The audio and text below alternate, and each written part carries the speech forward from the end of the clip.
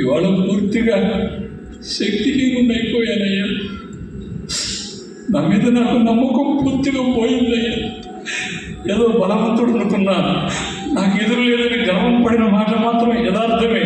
కానీ ఇవాళ నా అనుకున్న వాళ్ళు ఒక్కరు కూడా నన్ను చూడకపోవటం, వదిలి వారి దారిలో వాళ్ళు వెళ్ళిపోవటం, ఏకాంతంగా నన్ను విడిచిపెట్టేసి ఈ ముసలి బతుకెంత, దాని పరిస్థితి ఎంత, దాన్ని వదిలించుకోలేక ఇంత పెద్ద గజరాజు ఇబ్బంది పడిపోవటం. ఉన్నావయ్య, ఎక్కడుంటావో నాకు తెలియదు, నీ పేరేదో కూడా నాకు తెలియదు, నీ ఊరేదో కూడా నాకు తెలియదు. నీతో అవసరం వస్తుందని నేను ఎప్పుడు అనుకోలేదయ్యా. ఇవాళ అవసరం వచ్చిందయ్యా. నువ్వు తప్ప నాకు వేరే మార్గం లేదు.